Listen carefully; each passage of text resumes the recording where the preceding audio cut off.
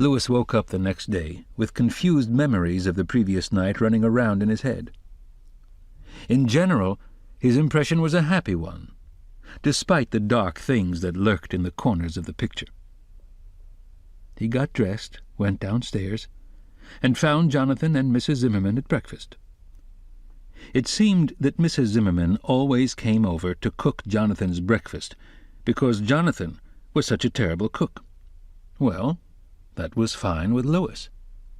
He sat down to pancakes and sausages, and before long he was figuring out how best to use the 3 weeks of freedom that were left before school began.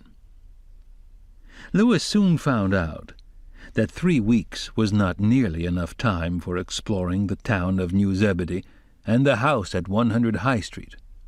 In 3 weeks he barely got started. To begin with, the town was marvelous. It was the sort of place he had always wanted to live in. Louis's old hometown in Wisconsin looked as if it had been built yesterday. All the houses were the same size, and the main street was just a row of bars and gas stations. New Zebedee was different. It was full of tall, elaborately decorated old houses. Even the ordinary white frame houses had things that made them seem different.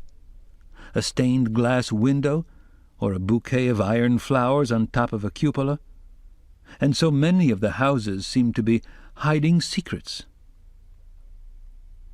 Jonathan took Louis for some walks around the town, but more often he just let Louis find out things for himself.